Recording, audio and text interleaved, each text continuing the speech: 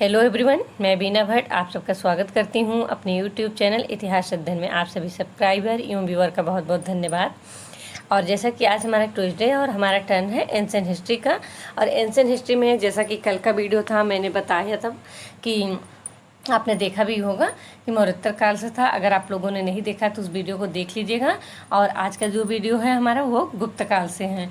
कल के वीडियो में 200 ईसा पूर्व से लेकर 300 ईसा पूर्व में जो कि आप सातवाहना है, इक्ष्वाकु हैं, इंडो ग्रीक शासक हैं, शक हैं, या उसके साथ साथ जो छोटे छोटे अन्य शासक हुए शुंग शासक से शुरू होकर इन सब तक का है। और उसके साथ साथ आपके जो गणराज्यों से संबंधित क्वेश्चन है इंपॉर्टेंट, उसको भी दिया है, उस मॉक टेस्ट में इंक्लूड किया था।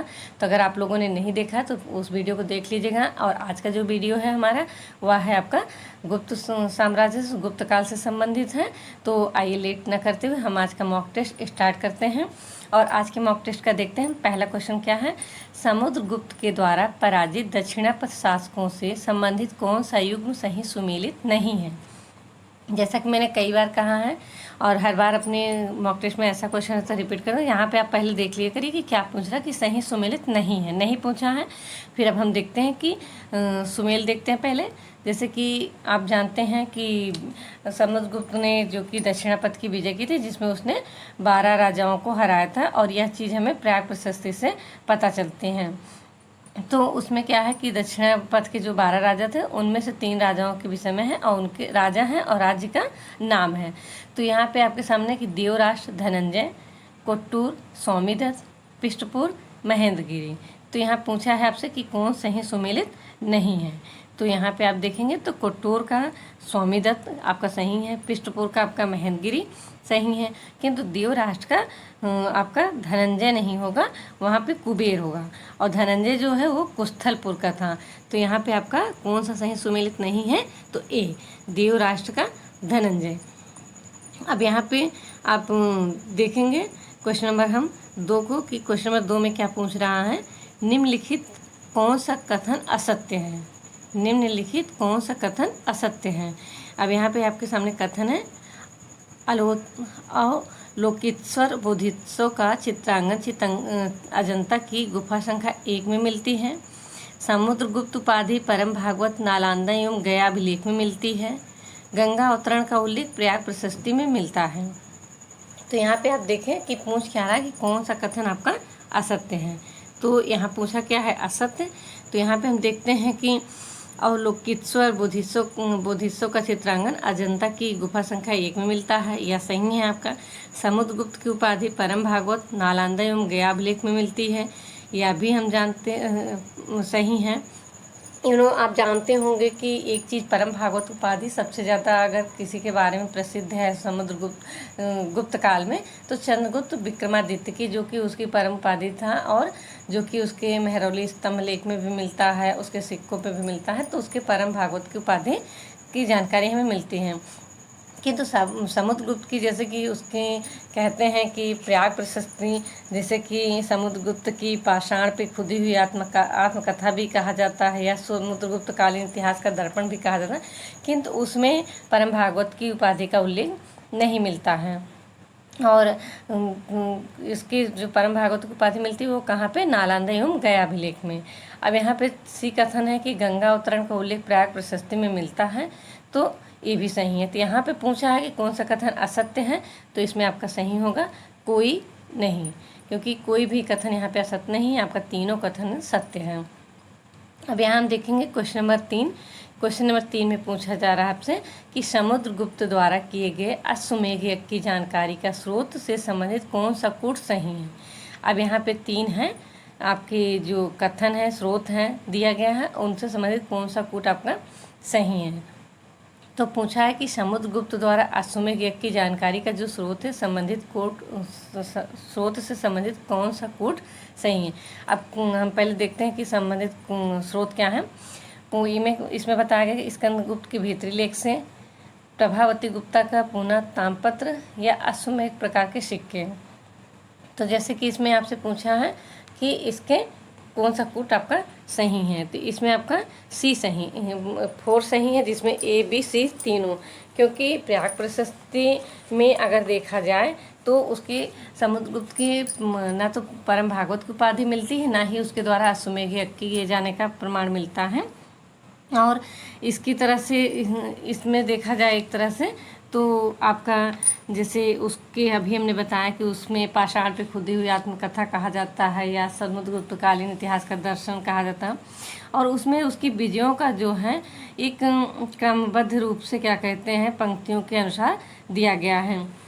तो जैसे कि हम जानते हैं इसकी जो समुद्रगुप्त की प्रयाग प्रशस्ति है, उन्होंने आप जानते होंगे कि इसमें कुल टोटल 33 पंक्तियां हैं और ये संस्कृत भाषा में लिखा गया है और लिपि इसकी ब्राह्मी और इस शैली जो है इसकी चंपू है। तो इसमें क्या कहते हैं, इसमें एक तो इसकी विशेषता यह है कि या कह दीजिए कि प्रयाग प्रशस्ति में जो है कोई तिथि नहीं अंकित है कि कब ये खुदाई गई थी या कब इसका उत्कीर्ण कराया गया था। दूसरे इसमें समुद्रगुप्त द्वारा की गए अश्वमेध की जानकारी का उल्लेख नहीं मिलता है, किंतु हमें स्कंदगुप्त के भीतरी स्तंभ लेख में जिसमें कि कहा गया है कि समुद्रगुप्त ने चिरकाल से छोड़े गए अश्वमेध करने वाला है, या समुद्रगुप्त की जो अश्वमेध प्रकार के सिक्के हैं उससे हमें जानकारी मिलती है।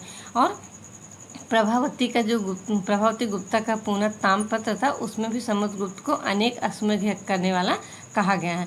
तो इस तरह से आपके सामने जो कोट में तीनों हैं, स्कंदगुप्त का भीतरी लेख, पुनः प्रभावती का जो है तो पुनः ताम्रपत्र और अश्वमेध प्रकार के सिक्के, सभी के सभी स्रोत हैं और यही कोट आपका ABC तीनों सही हैं।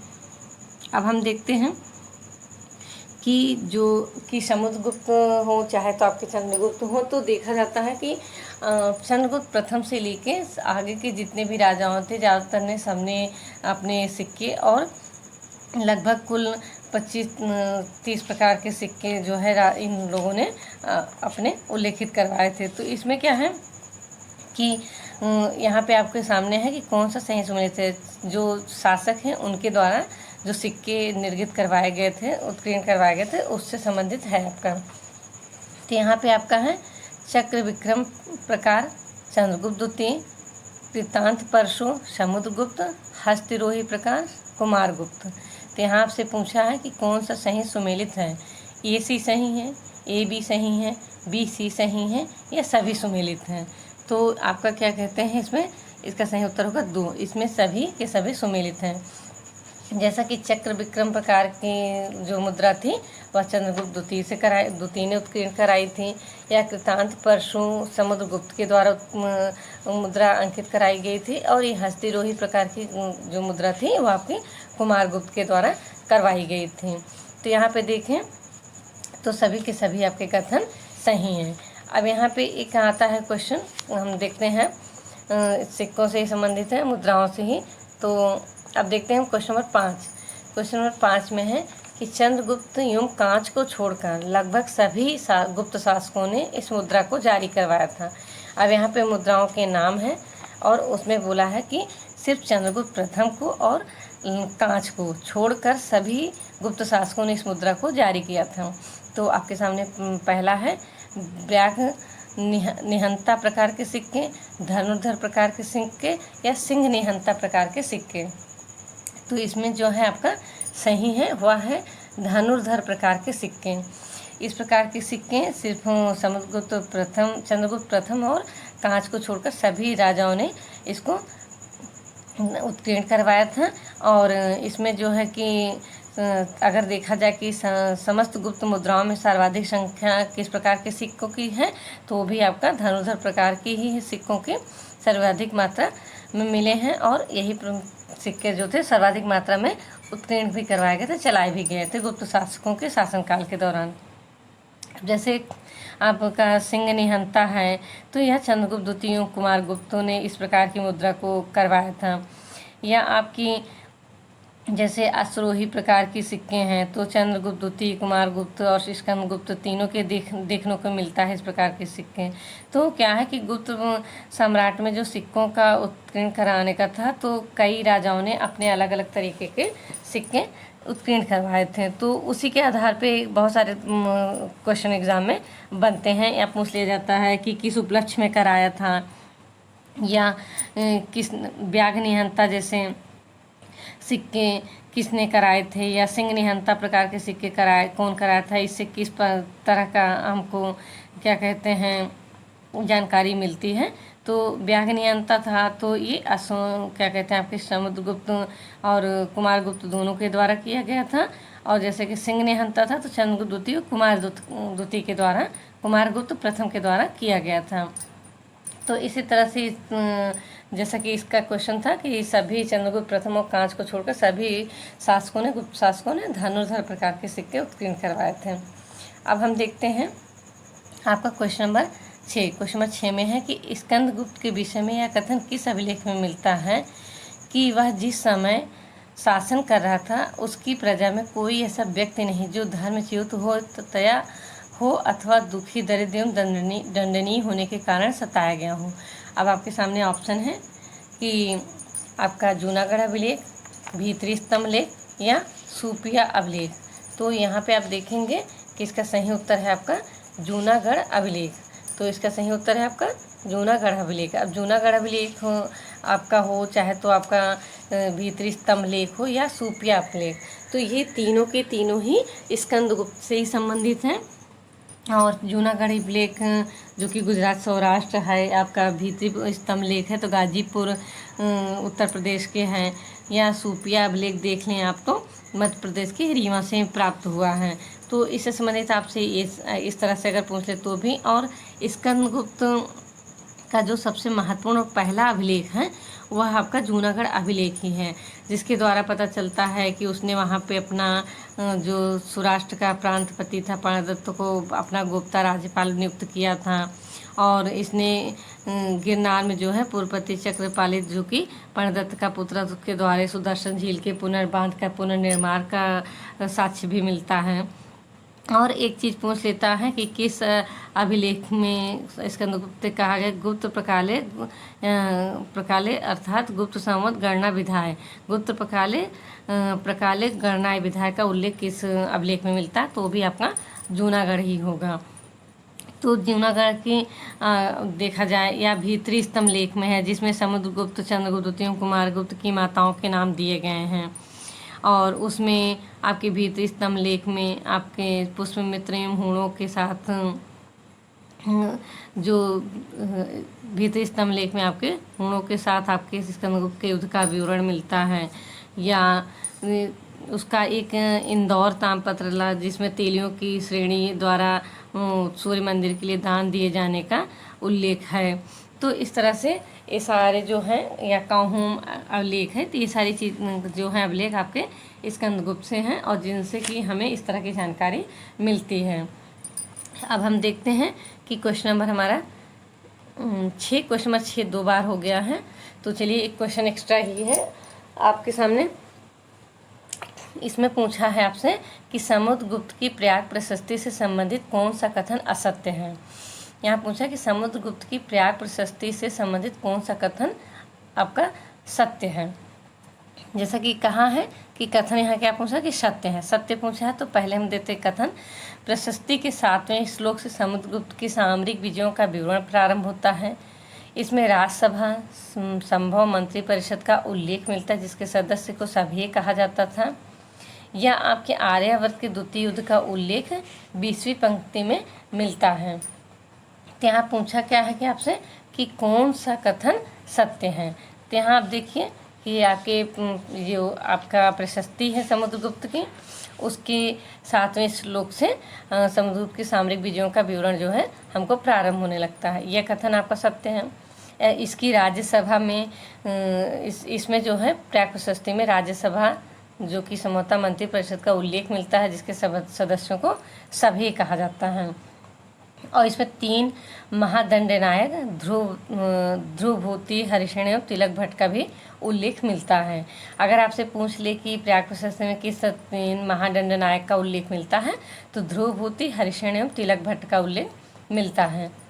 अब जैसे एक क्वेश्चन आता है कि अगर कि प्रयाग प्रशस्ति की रचना किसने की थी, तो हरिशेन आता है। यह प्रश्न पर अगर इस तरह से क्वेश्चन पूछ लेता कि प्रयाग प्रशस्ति को किसने क्या कहते हैं आपके निर्गत कराया था, या उसका जो है आपसे पूछ लेता अनुष्ठाता कौन था, तो आपका क्या होगा, तिलक भट्ट होगा। तो इस तरह से क्या होता है कि क्वेश्चन जो है कभी कभी जैसे आपसे पूछा है कि किसने इसको प्राकृत की रचना की थी, या किसने अनुष्ठाता था, या किसने निर्गत कराया था, तो इसमें क्वेश्चन आपका अगर बदल जाता है तो आप मतलब इतना याद रहे कि ये पूछता है तो प्रशस्ति की रचना का पूछता है तो हम हरिशयन ही सही है, जो कि बहुत बार पूछा गया, या उसकी अनुष्ठाता या निर्गत कराने वाला पूछा जाएगा तो आपका तिलक भट्ट होगा। तो यहाँ पे जैसा कि ये भी आपका सही है। और इसमें है कि तीसरा कथन क्या है कि आर्यावर्त के द्वितीय युद्ध का उल्लेख 20वीं पंक्ति में मिलता है। तो यहाँ पे आपके पूछा कि कौन सा कथन सत्य है, तो यहाँ आपका ए और बी सही है, क्योंकि प्रशस्ति के 7वें श्लोक समुद्रगुप्त की सामरिक विजयों का विवरण प्रारंभ होता है और इसमें राज्यसभा मंत्रिपरिषद का उल्लेख है, जिसके सदस्यों को सभी कहा जाता था, और 3 दंड महानायक ध्रुवभूति हरिशयन और तिलक भट्ट का उल्लेख मिलता है। किंतु आर्यावर्त के द्वितीय युद्ध का उल्लेख 20वीं पंक्ति में नहीं मिलता है, वह आपके इसके 21वीं पंक्ति में मिलता है, जिसमें कि आपके समुद्रगुप्त की प्राकृत में 33 पंक्तियां हैं, तो उसमें क्या है, तो आपके 21वीं पंक्ति में ये उल्लेख मिलता है क्या, आर्यावर्त के द्वितीय युद्ध का। जैसा कि आर्यावर्त का 2 युद्ध था, प्रथम युद्ध था और आपका द्वितीय युद्ध था। तो प्रथम युद्ध का उल्लेख जो है 13वीं और 14वीं पंक्ति में मिलता है, और वहीं दूसरे आर्यावर्त के युद्ध का उल्लेख हमें 21वीं पंक्ति में मिलता है। और जैसा कि अभी हमने कहा कि दक्षिणापथ की जो विजय का उल्लेख है वो प्रशस्ति की 19वीं और 20वीं पंक्ति में मिलता है। तो यहाँ जो 20वीं पंक्ति है उसमें क्या है, 19वीं और 20वीं पंक्ति में दक्षिणापथ के युद्ध का उल्लेख मिलता है, आर्यावर्त के द्वितीय युद्ध का नहीं। आर्यावर्त के द्वितीय युद्ध का उल्लेख हमें प्रशस्ति की 21वीं पंक्ति में मिलता है। तो इसमें आपका ए बी और बी कथन सत्य है। अब हम देखते हैं क्वेश्चन नंबर 7। क्वेश्चन नंबर 7 में है कि पुष्पमित्र जाति के आक्रमण की जानकारी का एकमात्र स्रोत कौन अभिलेख है, एकमात्र स्रोत कौन अभिलेख है। अब आपके यहाँ पूछा जा रहा है जूनागढ़ अभिलेख, भीतरी स्तंभ लेख, या आपका सूपिया अभिलेख। तो जैसा हमने कहा कि आपकी ये पुष्पमित्र शुंग की जो पुष्पमित्र जाति का जो उल्लेख था उसकी कहते हैं कुमारगुप्त के प्रथम के शासन के अंतिम दिनों में ये हुआ था, और जिसमें क्या कहते हैं गुप्त शासक में उस समय युवराज स्कंदगुप्त ने पुष्पमित्रों को हरा दिया था, और उससे सबसे पहले क्या कहते हैं उससे जो जानकारी हमको मिलती है, और इस युद्ध का एकमात्र जो हमें स्रोत है वह है हमारा भीतरी स्तंभ लेख। तो पुष्पमित्र जाति के आक्रमण की जानकारी का एकमात्र सूत्र क्या है, वह है हमारा भीतरी स्तंभ लेख। वैसे जैसा कि बता कि स्कंदगुप्त का सूपिया अभिलेख, जूनागढ़ अभिलेख, या आपका इंदौर ताम्रपत्र, कौहोम लेख कई हैं, पर पुष्पमित्र जाति के जो आक्रमण की जानकारी का स्रोत है वो सिर्फ एकमात्र आपका भीतरी स्तंभ लेख है। और इसी में एक ऐसा क्वेश्चन आता है, एक एग्जाम में पूछा भी गया है, फिर आपसे पूछा जा सकता है कि पुष्पमित्र के आक्रमण के कारण गुप्त वंश की किस में यह वर्णित है। ऐसे पूछे आपको किस अभिलेख में यह वर्णित है कि पुष्पमित्र के आक्रमण के कारण गुप्त वंश की लक्ष्मी विचलित हो गई, इस कारण युवराज स्कंदगुप्त को 3 रातें पृथ्वी पर जाकर बितानी पड़ी, लेकिन उसने अपने सभी शत्रुओं को नाश कर दिया, अपनी माता के पास वैसे ही पहुंचा जैसे श्री कृष्ण देवकी के पास गए थे, लेकिन स्कंदगुप्त ने अपनी माता को विधवा पाया। अतः इससे जानकारी भी मिलती है कि कुमारगुप्त विजय की सूचना पुष्पमित्रों के खिलाफ विजय की सूचना मिलने से पूर्व ही दिग्वंत हो गए थे। तो इस तरह से आपसे इस तरह का क्वेश्चन बन सकता है। और एक क्वेश्चन ये बना था कि किस अभिलेख के द्वारा किस अभिलेख के द्वारा या गुप्त कृष्ण श्री कृष्ण का एवं देवकी का उल्लेख हुआ है। तो ये भी आपका यही होगा भीतरी स्तंभ लेख। और जैसे बताया कि पुष्पमित्रों के आक्रमण कारक गुप्त वंश की लक्ष्मी विचलित हो गई थी, स्कंदगुप्त को 3 रातें पृथ्वी, ये जो कथन है इस तरह का क्वेश्चन पूछा गया है, आगे भी हो सकता कि बन जाए, तो आप याद रखिएगा कि आपका भीतरी स्तंभ लेख। अब यहाँ पे हम देखेंगे क्वेश्चन नंबर 8। क्वेश्चन नंबर 8 में क्या पूछ रहा है कि राजा रानी प्रकार की मुद्राएं निर्गित कराई गई थीं, राजा रानी प्रकार की मुद्राएं निर्गित कराई गई थीं। यहाँ पे आपके सामने ऑप्शन है चंद्रगुप्त प्रथम के द्वारा, कुमारगुप्त प्रथम के द्वारा, स्कंदगुप्त प्रथम के द्वारा। तो यहाँ पे आप देखेंगे कि आपके क्वेश्चन में जो है इसमें राजा रानी प्रकार के सिक्के निर्गत कराई गई थी तो आपका सभी के द्वारा, यहाँ चंद्रगुप्त प्रथम के द्वारा, जिसमें हम देखते हैं कुमारा देवी और आपका क्या कहते हैं जो लेच्छी राजकुमारी थे उनके साथ शादी थी, तो कुमारा देवी के साथ उनका है। कुमारगुप्त ने प्रथम ने कराया था, जिसमें कि उनकी पत्नी अनंत महादेवी का उल्लेख है, और स्कंदगुप्त के ने भी राजा रानी प्रकार की मुद्राएं निर्गित कराई थी। तो इस तरह से आपका तीनों आपको सही हैं। अब यहाँ पे हम देखेंगे क्वेश्चन नंबर 9।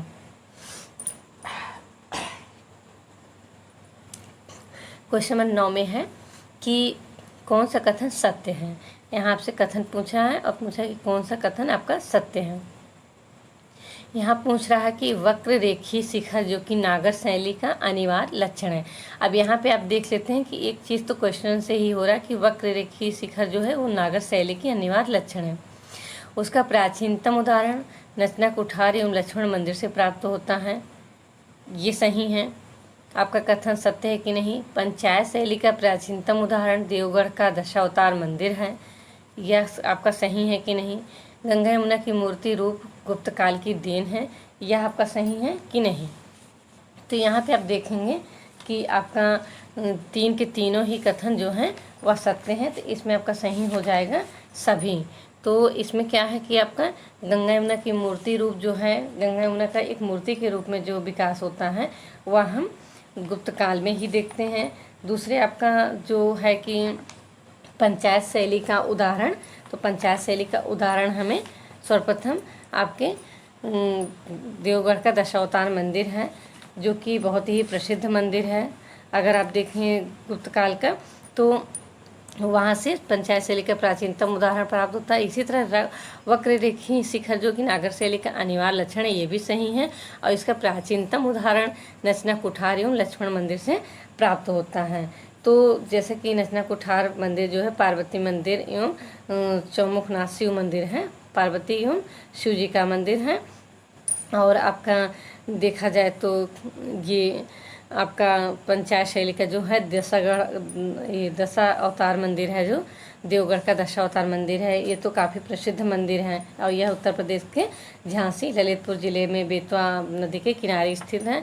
और यहाँ से नागर शैली का पुरातात्विक उदाहरण इसी से मिला है, और पंचायत शैली से निर्मित प्रथम मंदिर इसे माना जाता है। और यह गुप्त युग का सबसे सर्वश्रेष्ठ मंदिर भी यही है, जिसमें गुप्त मंदिरों की सभी विशेषताएं देखने को मिलती हैं।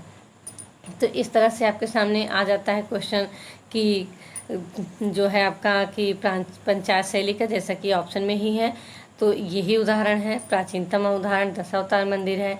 यह आपका पुरातात्विक उदाहरण इसी मंदिर से माना जाता है। नागर शैली का जो पुरातात्विक अगर उदाहरण माना जाए कि प्राचीनतम उदाहरण कौन सा है पुरातात्विक स्रोत के अंतर्गत, तो आपका नागर शैली का जो है दशावतार मंदिर है। और गुप्त युग का श्रेष्ठ मंदिर है, जिसमें गुप्त मंदिरों की सभी विशेषताएं, ऐसे भी पूछ लेता है कि सर्वश्रेष्ठ मंदिर है, सभी विशेषताएं परिलक्षित होती हैं, तो भी आपका दशावतार मंदिर ही होगा।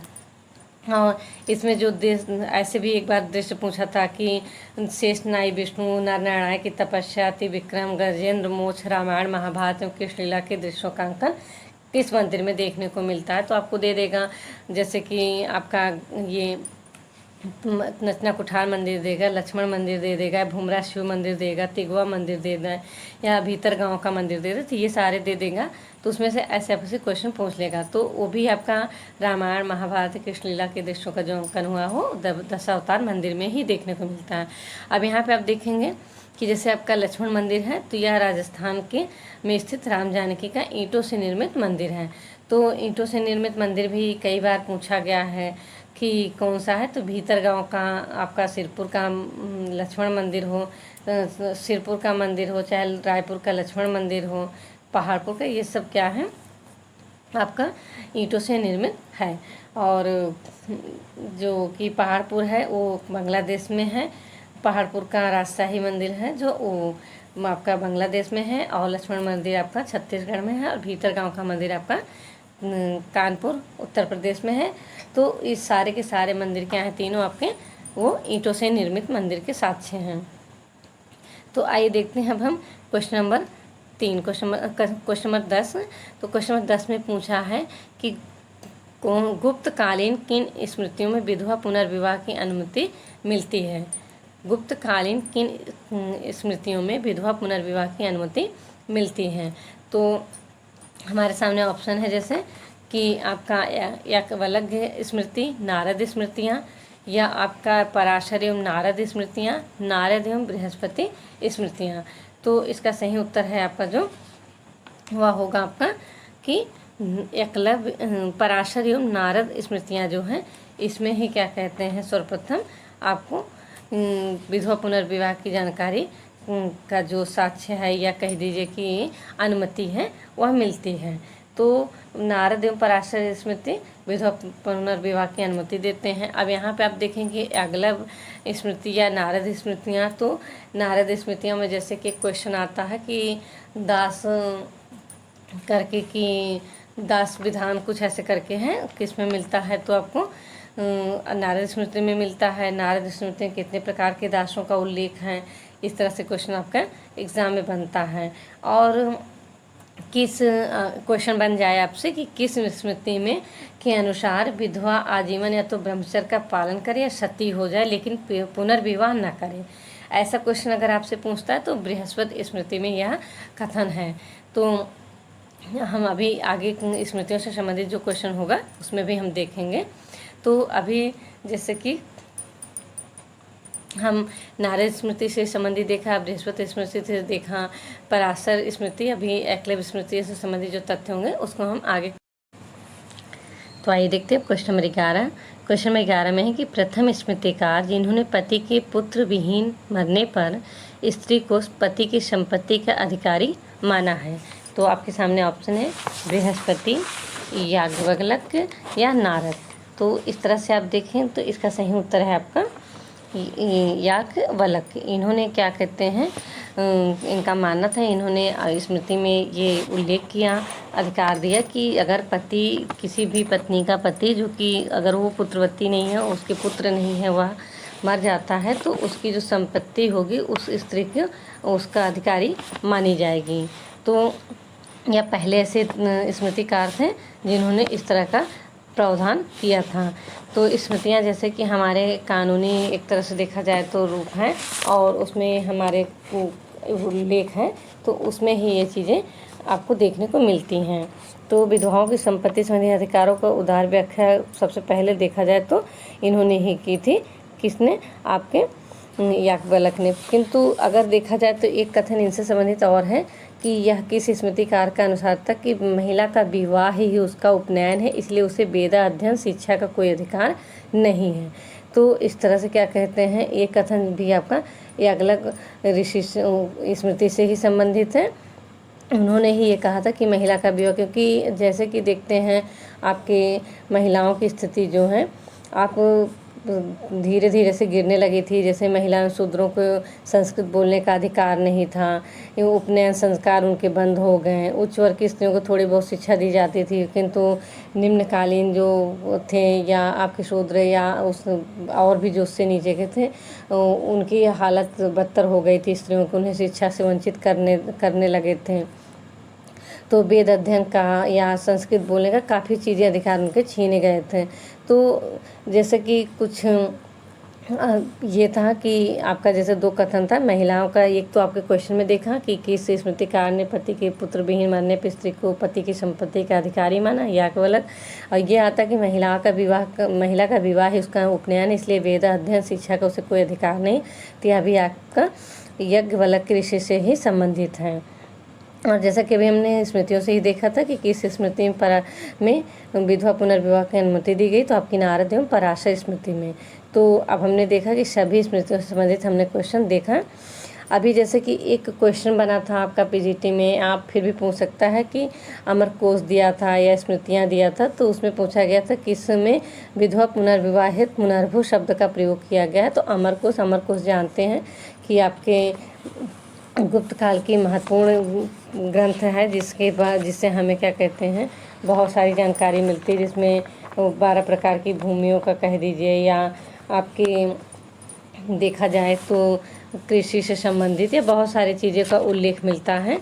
तो आपका इसमें जो है देखेंगे कि उसमें कहा गया है कि मतलब अमरकोश में ही है कि विधवा पुनर्विवाह है तो पुनर्भू शब्द का उल्लेख हुआ है।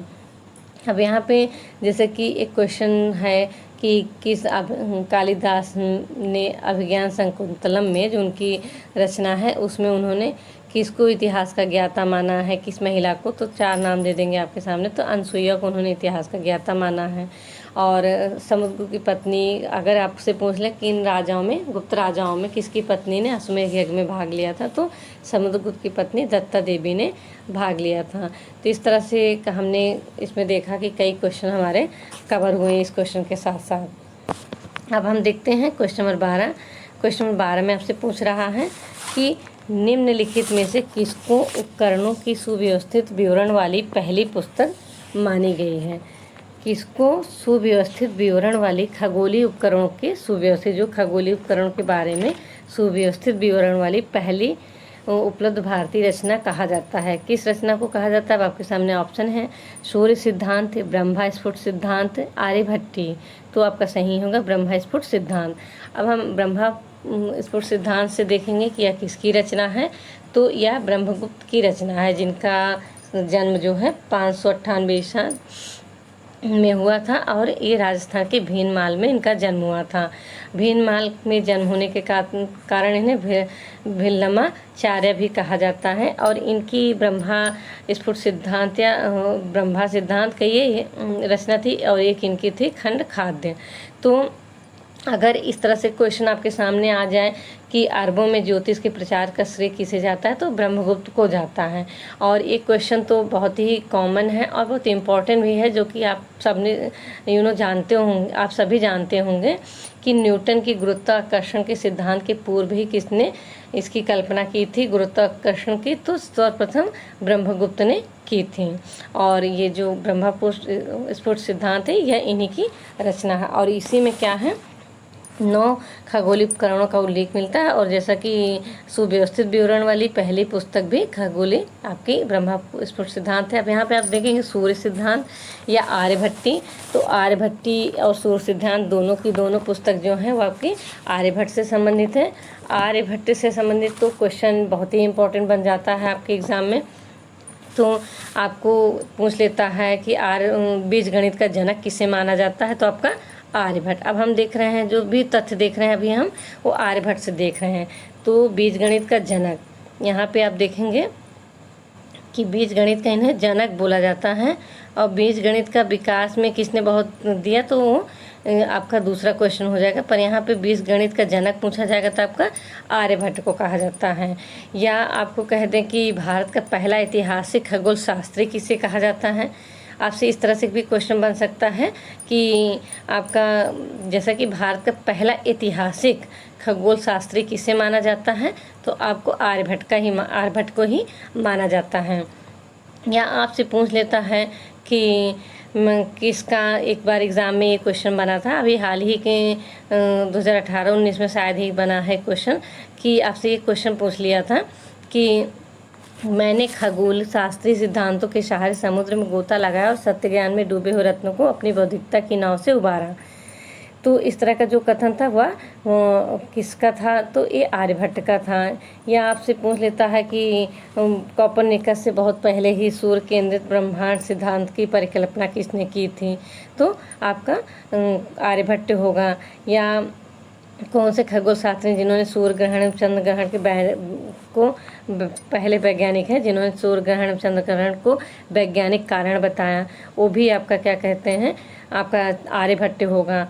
या एक क्वेश्चन ऐसा था आर्यभट्टी में उन्होंने लिखा है, आपके जो ये ग्रंथ है आर्यभट्टी, इसी में लिखा है कि सूर्य स्थिर है तथा पृथ्वी अपनी धुरी पर घूमने के साथ ही सूर्य की परिक्रमा करती है। चंद्रमा एवं दूसरे ग्रह सूर्य की प्रकाश से ही प्रकाशित होते हैं। तो यह कथन भी आपका उन्हीं का है, आर्यभट्ट का है, जो कि उन्होंने अपने ग्रंथ आर्यभट्टी में कहा है। और आर्यभट्ट में जो है, इसमें आर्यभट्ट इसी में उन्होंने क्या है, आर्यभट्ट ने उन्होंने वर्ष की जो लंबाई थी 365 दिन बताई है। और सर्वप्रथम आपसे पूछ लेता है क्वेश्चन कि सर्वप्रथम आपसे पूछेगा कि सर्वप्रथम पाई का मान का सही आसन्न किसने बताया, क्या बताया था? तो आपका होगा आर्यभट्ट। और जैसा कि सूर्य सिद्धांत आर्यभट्टी उन्हीं की ग्रंथ है। तो इस तरह से बहुत सारे इंपॉर्टेंट क्वेश्चन हैं जो कि आपका आर्यभट्ट से संबंधित एग्जाम में बनता है। मैंने क्वेश्चन में नहीं बनाया था उससे संबंधित, इसलिए मैंने आपको इसी तरह से डिस्क्राइब कर दिया। और आप अगर वीडियो को देखेंगे तो आपको ये चीज़ें याद रहेंगी कि आर्यभट्ट से जितनी चीज़ें हमने अभी डिस्कस की हैं। तो अब हम देखते हैं क्वेश्चन नंबर आपका 13। क्वेश्चन नंबर 13 में है कि निम्नलिखित में से कौन सा युग्म सही सुमेलित नहीं है? आपका कौन सा युग्म सही सुमेलित नहीं है? तो यहाँ पे जैसे कि युग्म पूछा है, और युग्म में हम देखते हैं पहले युग्म में क्या है। तो युग्म में है ध्रुवाधिकरण, भूमि संबंधी लेखों का संरक्षक, फिर आपका कर्णिक भू कर संग्रह करता था, या फिर आपका सी है कि दिव्य लेखक या लिपिक था। तो यहाँ पूछा है कि कौन सा कथन सुमेलित नहीं है? तो आपका ए और बी सही सुमेलित नहीं है। क्योंकि ए बी क्यों सुमेलित नहीं है? देखिए दिव्य जो है वो लेखक या लिपिक को कहा जाता था, पर यहाँ पे जैसे आपका है ध्रुवाधिकरण, तो यह क्या था? ये भू कर संग्रह करता था। और कर्णिक जो था वह आपका भू संबंधी लेखों का लेखा जोखा रखने का जो संबंधी लेखों का संरक्षक होता था, उसका था काम इसकी संरक्षण करना लेखों का। तो यहाँ पे आपका क्या है कि सही अगर ध्रुवाधिकरण भू कर संग्रह और कर्णिक भू संबंधी लेखों से होता तो यह युग्म अभी आपका सुमेलित हो, पर ये क्रॉस में है और ये आपका युग्म सही सुमेलित नहीं है। तो आपका इसमें सही हो जाएगा कि कौन सा सही सुमेलित नहीं, क्योंकि यहाँ क्वेश्चन पूछा था कौन सा सही सुमेलित नहीं है। तो आपका ए भी नहीं है, और दिव्य जो है लेखक या लिपिक ये आपका सही सुमेलित है। अब हम देखेंगे क्वेश्चन नंबर 14। क्वेश्चन नंबर 14 में पूछा है कि जो भूमि के प्रकार होते थे, तो भूमि के प्रकार हैं उसमें जो कर से संबंधित आपके हैं वो उसमें पूछा गया है कि कौन से कर नहीं, इसमें आपसे बस पूछा गया कि भूमि के प्रकार। जैसा कि भूमि के काफ़ी प्रकार आपको देखने के मिलते हैं। तो यहाँ पूछ रहा है कि क्वेश्चन में कि अग्रहार भूमि मंदिर एवं ब्राह्मणों को शैक्षणिक एवं धार्मिक कार्य हुए तो ये प्रदत्त भूमि थी, या आपका फिर पूछता है कि बी में कि ब्रह्मादेव ब्राह्मणों के भरण पोषण के लिए राज्य द्वारा प्रदत्त करमुक्त भूमि थी, या फिर आपका है कि सिल या खिल बंजर भूमि। तो कौन सा सही सुमेलित है? तो आपका सभी के सभी सुमेलित हैं, क्योंकि आप देखा जाए तो आपकी अग्रहार भूमि जो थी वो मंदिरों ब्राह्मणों को शैक्षणिक एवं धार्मिक कार्यों हेतु प्रदत्त भूमि होती थी, पर ब्रह्मादेव जो होती थी सिर्फ ब्राह्मणों के लिए होती थी, और उनके भरण पोषण के लिए राज्य से कर मुक्त भूमि दी जाती थी, जिससे कि कोई कर नहीं लिया जाता था। और इसी आधार पर इतिहासकार रामशरण शर्मा ने इसे सामंतवाद के उदय का महत्वपूर्ण कारण मानते हैं। उनका मानना है कि इसी तरह से सामंतवाद का उदय हुआ है। जो ये भरण पोषण के नाम पे क्या कहते हैं बड़ी बड़ी ज़मीनें दान में दी जाती थी, उसके आधार पर उन्होंने कौन से इतिहासकार रामशरण शर्मा ने सामंतवाद का उदय मानते हैं इससे। पर यहाँ पे आपका जैसे है कि खिल बंजर भूमि, तो यह भी आपका सही है। तो सभी सुमेलित हैं, और इसमें क्या है आपका 4 ऑप्शन सही है कि सभी सुमेलित हैं। पूछा है तो सभी। तो अब हम देखेंगे आपका क्वेश्चन नंबर 15। क्वेश्चन नंबर 15 में पूछ रहा है कि किस ग्रंथ में सर्वप्रथम बताया गया है कि पृथ्वी सभी वस्तुओं की अपनी ओर आकर्षित करती है? पूछा है कि किस ग्रंथ में बताया गया है कि पृथ्वी सभी वस्तुओं की अपनी ओर आकर्षित करती है? तो यह आपका क्या कहते हैं ब्रह्म स्फुट सिद्धांत है, जिससे संबंधित हमने अभी क्वेश्चन देखा था। और आर्यभट्ट या सूर्य सिद्धांत या आर्यभट्टी हमने देखा कि आर्यभट्ट के ग्रंथ है, इनसे संबंधित भी हमने डिस्कस किया, इसलिए हम आगे बढ़ेंगे। अब इसमें देखेंगे हम क्वेश्चन नंबर 16 में। क्वेश्चन नंबर 16 में है कि राजे उनकी रानियों से संबंधित कौन सा युग्म सही सुमेलित नहीं है? यहाँ पे फिर आप देखिएगा कि कौन सा सही सुमेलित नहीं है पूछ रहा है। तो पहला आपका क्या है कि चंद्रगुप्त प्रथम कुमारा देवी आपका सही है, या कुमार गुप्त प्रथम चंद्र देवी, या समुद्रगुप्त दत्ता देवी। तो आप देखें कि आपका सही सुमेलित है, तो आपका चंद्रगुप्त प्रथम कुमारा देवी सही सुमेलित है, समुद्रगुप्त दत्ता देवी। किंतु यहाँ कुमारगुप्त प्रथम जो है चंद्रा देवी नहीं थी। चंद्रा देवी जो थी वह पुरुगुप्त की पत्नी थी, जो कि क्या कहते हैं चंद्रगुप्त की बधू थी। चंद्रगुप्त की कुमारगुप्त प्रथम की चंद्रा देवी जो थी कुमारगुप्त की बहू थी, वो पुरुगुप्त की पत्नी थी। और कुमारगुप्त प्रथम की जो थी पत्नी वह थी अनंत देवी। तो यहाँ पे आपका कौन सा सही सुमेलित नहीं है पूछा है, तो आपका बी जो है आपका सही सुमेलित नहीं है। और आपका चंद्रगुप्त प्रथम कुमारा देवी आपका सही है। और कुमारगुप्त के बारे में जैसा बताया कि कुमारगुप्त प्रथम की पत्नी जो थी आपकी कुमार अनंत देवी थी। चंद्रगुप्त आपकी अगर देखा जाए चंद्रगुप्त द्वितीय की पत्नी तो आपकी कुबेर नागर थी। तो इस तरह से क्या कहते हैं आपका बी जो है युग्म सही सुमेलित नहीं है। अब हम देखेंगे क्वेश्चन नंबर 17। क्वेश्चन नंबर 17 में पूछा गया है कि गुप्तकालीन न्याय प्रशासन की सबसे बड़ी विशेषता थी कि इसी युग में सबसे पहली बार दीवानी और फौजदारी विवादों से संबंधित कानूनों को व्याख्या की गई थी। निम्नलिखित में से किस स्मृति में सर्वप्रथम दीवानी एवं फौजदारी की अलग कोटियाँ बताई गई हैं। यहाँ पे अलग अलग होगा, अलग अलग कोटियाँ बताई गई हैं। तो आपके सामने है बृहस्पति स्मृति या वलग स्मृति या नारद स्मृति। तो इसमें सबसे आपका सही है कि बृहस्पति स्मृति। तो बृहस्पति स्मृति में सर्वप्रथम क्या कहते हैं दीवानी एवं फौजदारी अदालत को दीवान जो थे उसे अलग अलग उसकी कोटियाँ बताई गई हैं। और ये जो है आपका कि कथन गुप्तकालीन न्याय प्रशासन सबसे बड़ी विशेषता थी, तो सही है कि सबसे पहले बार ही दीवानी फौजदारी विवादों संबंधित कानूनों की व्याख्या की गई थी। और इस तरह से आपसे एक क्वेश्चन पूछ लेता है अगर कि स्मृतियों में न्यायालय की कितनी श्रेणियां बताई गई हैं, तो 4 श्रेणियां बताई गई थी, जिसमें एक था आपका प्रतिष्ठित क्या था आपका स्थायी न्यायालय था, और अप्रतिष्ठित था वो विशेष प्रयोजन के लिए स्थापित न्यायालय था। जैसे कि अभी हम देखते हैं कि आपका इसी तरह के कोर्ट का गठन किया गया है, जैसे टास्क फोर्स कोर्ट का गठन किया गया है। तो इस तरह से क्या है कि वो जो था एक विशेष चीज़ के लिए विशेष प्रयोजन से स्थापित न्यायालय था। कौन सा? अप्रतिष्ठित। और प्रतिष्ठित जो था वह स्थायी न्यायालय था। इसी तरह शासित था जो वह राजा द्वारा शासित सर्वोच्च न्यायालय था। और मुद्रित था जो वो आपका प्राट विभाग न्यायालय था। तो इस तरह से स्मृतियों में न्यायालय की 4 श्रेणियाँ बताई गई। चारों हमने देखा कि कौन से किससे संबंधित थी। और अगर देखा जाए तो आपका दंड व्यवस्था जो था मौर्य काल में तो देखते हैं बहुत अत्यंत कठोर था, क्योंकि कौटिल्य ने पशु मारने तक पर मृत्यु दंड दिया था। किंतु गुप्त काल में क्या है आपका चाहे तो फाह्यान का विवरण देखिए चाहे स्कंदगुप्त का जूनागढ़ लिखिए, उससे लगता कि दंड विधान जो था बहुत ही अत्यंत ही कोमल था और मृत्युदंड तो नहीं दिया जाता था।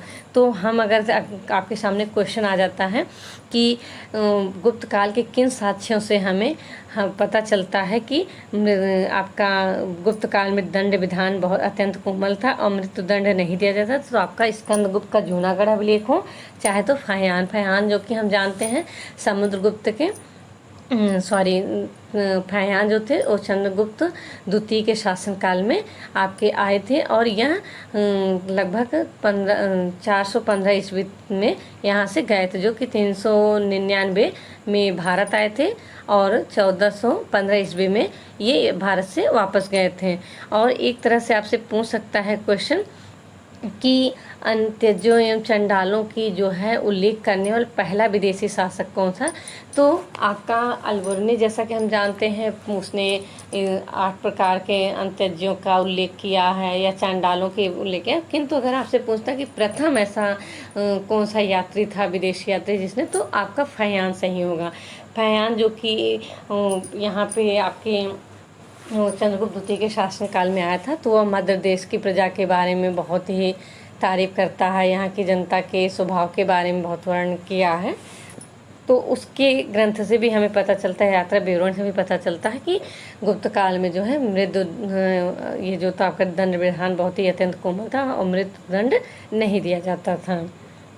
तो इस तरह से गुप्तकालीन दंड व्यवस्था को कहते हैं कि प्राचीन भारत में मानवीय सुधारों का एक नया प्रयोग भी माना जा सकता है, कि एक तरह से सारी व्यवस्थाएं थी आपके, चाहे तो आप गुप्त काल में देख लीजिए चंद्रगुप्त के शासन काल में कहा है आपके आपका मिलता है उल्लेख जैसे कि कालिदास के ग्रंथ से कि किसी की हिम्मत नहीं थी कि एक मदमस्त सोती हुई स्त्री के शरीर पे लदे हुए गहनों को छू सके या किसी का चोरी मतलब किसी तरह का नहीं, क्योंकि फरहान भी ये कहता है कि मध्य देश में वो बताता है कि लोग घर में ताले नहीं लगाते थे और न्यायालय जाने की ज़रूरत नहीं पड़ती थी, सब बहुत ही प्रजा सुखी और समृद्ध थी। तो इस तरह से देखने को मिलता है कि भले ही दंड विधान अत्यंत कोमल था किंतु काफ़ी सुख समृद्धि थी उस काल में। तो अब हम आते हैं, देखते हैं आपका क्वेश्चन नंबर 18। क्वेश्चन नंबर 18 में पूछ रहा है कि निम्नलिखित गुप्तकालीन कुछ कवियों ने प्रशस्तियों की रचना की थी। निम्नलिखित में से कौन से प्रशस्तियों की रचना से संबंधित नहीं है। अब यहाँ पे आपके सामने 4 ऑप्शन है और यहाँ पूछ रहा है कि कुछ कवियों ने प्रशस्ति की रचना की, इसमें से कौन एक है जो कि रचना नहीं किए हैं। तो आप देखें तो हरिशेन जो कि आपका प्रयाग प्रशस्ति से की रचनाकार हैं। वीरसेन है तो आप देखेंगे कि उदयगिरि गुफा का जो लेख है उसके रचयिता हैं। और आपका वत्स भट्टी हैं तो यह मंदसौर अभिलेख के से संबंधित है के रचनाकार हैं।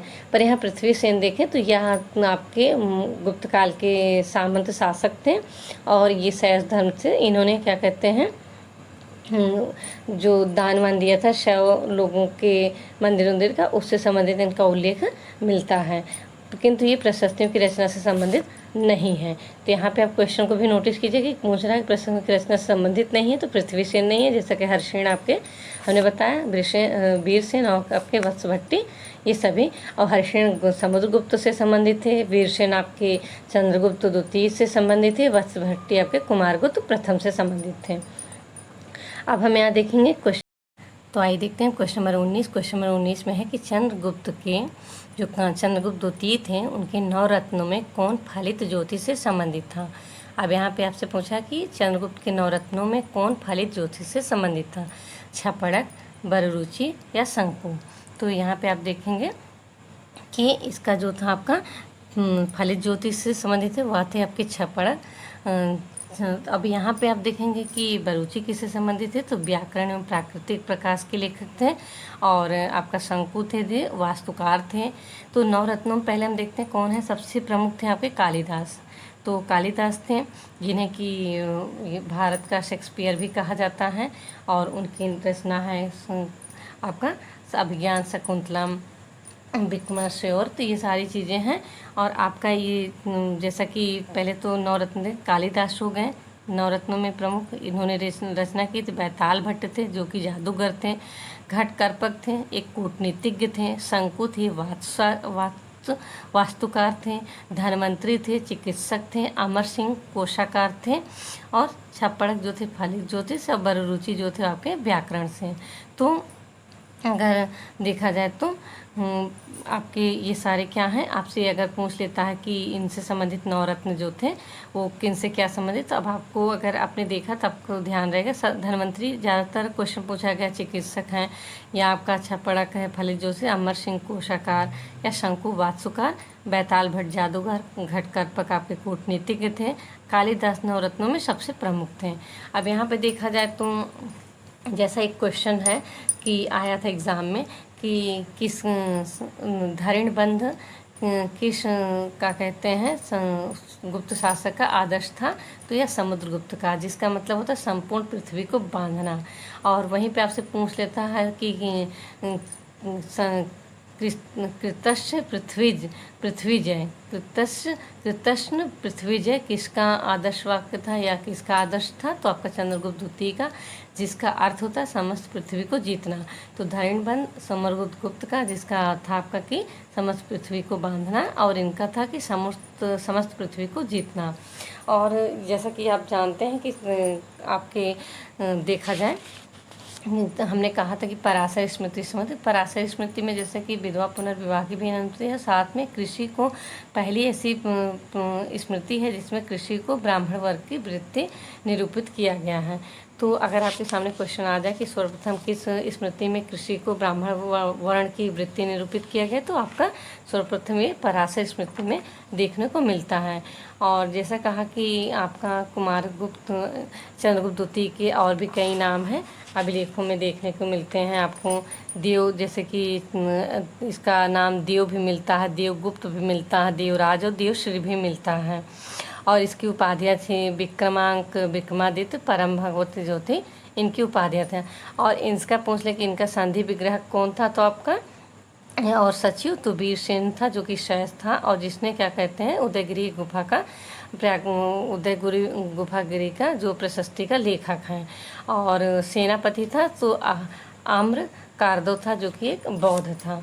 तो इस तरह से भी संबंधित आ जाते हैं क्वेश्चन कि कौन से किस धर्म से संबंधित थे और क्या थे। आम्र कारदो थे तो ये बौद्ध धर्म अनुयायी थे, और चंद्रगुप्त के ये सेनापति थे, और वीरसेन जो था उसका संधि विग्रह तथा सचिव था जो कि शैव धर्म का था। अब हम देखते हैं कि क्वेश्चन नंबर हमारा 20 देखते हैं। क्वेश्चन नंबर 20 में आपसे पूछ रहा है कि चंद्रमा पृथ्वी के चारों ओर घूमती है और पृथ्वी सूर्य के चारों ओर घूमती है। यह निम्नलिखित कथन किससे संबंधित है आपका, वराहमिहिर, आर्यभट्ट या ब्रह्मगुप्त। तो ये जो आपका है इसमें सही उत्तर है आपका वराहमिहिर। तो ये जो है कथन आपका वराहमिहिर के ग्रंथ में मिलता है। उसमें उन्होंने कहा कि चंद्रमा पृथ्वी का चक्कर और पृथ्वी सूर्य का चक्कर लगाती है। और इनके जो ग्रंथ थे पंच सिद्धांतिका था, बृहद जातक था, बृहद संहिता, लघु जातक, योगमाया, तो ये सब। और इनका अगर आपसे पूछ लेता है कि इनका जन्म कहाँ हुआ था, तो उज्जैनी जो कि अवंती पश्चिमी मालवा में पड़ता है आपका ये उज्जैनी के जन्मस्थली थी इनकी। और इन्हीं के ग्रंथ में मिलता है कि चंद्रमा पृथ्वी का चक्कर लगाता है और पृथ्वी जो है सूर्य का चक्कर लगाता है। और अगर देखा जाए तो जो थे उस समय के उनसे भी संबंधित क्वेश्चन आता है। तो काफ़ी इम्पोर्टेंट जो चीज़ें थी हमने उसको देख लिया है। और जैसा कि अभी हमने देखा था क्वेश्चन नंबर 19 में ही कि चंद्रगुप्त द्वितीय के नवरत्नों में कौन फलित ज्योतिष था। फिर उसमें नवरत्नों में देखा तो कालिदास से संबंधित देखा। कालिदास जो है उनकी उपाधि क्या थी, कवि कुल चूड़ामणि, कवि कुल गुरु, भारत का शेक्सपियर, ये सब उनकी है। और इनकी शैली को विदर्भ शैली भी कहा जाता है। तो इस तरह से उन्होंने खंड काव्य, ऋतु संहार जो है कालिदास की पहली रचना है। महाकाव्य है जो कुमार संभव है। ये आपका मालवा अग्निमित्रम है, वो नाटक है जो कि हमें पुष्यशुंग शासक अग्निमित्र और उनकी जो प्रेयसी थी, प्रेमिका थी, मालविका की प्रेम कथा मिलती है। और अभिज्ञान शकुंतल जो कि कालिदास की सर्वश्रेष्ठ रचना है, जिसके बारे में जर्मन कवि ने काफ़ी प्रशंसा की है। मतलब बहुत सारे क्या कहते हैं कवियों ने, चाहे वो तो जर्मन कवि गेटे ने किया था प्रशंसा, और भी देखा जाए तो बहुत सारे लोगों ने उसका प्रशंसा की है। तो ये रहे हमारे आज के 20 इम्पॉर्टेंट क्वेश्चन, जो कि हाँ उम्मीद करते हैं कि आपके एग्ज़ाम में बहुत ही यूज़फुल होंगे और आप का एग्ज़ाम बहुत अच्छा हो। आप जो भी वीडियो हैं, मेरे जितने भी वीडियो हैं, एक बार आप वीडियो को लाइक करिए, ना करिए कमेंट करिए, नो मैटर, आप बस वीडियो को देखिए, जिससे कि जितने भी इम्पोर्टेंट क्वेश्चन है, अगर आप इससे जो भी क्वेश्चन आपका आता है एग्ज़ाम में, तो आपको अगर आप वीडियो देखें तो आपको कोई दिक्कत नहीं होगी। तो आप लोग प्लीज़ वीडियो को देखिए, अपना खूब रिवीजन कीजिए। एग्ज़ाम तो अब देखिए तो सर पे है बिल्कुल। तो आप सभी को ऑल द बेस्ट, धन्यवाद।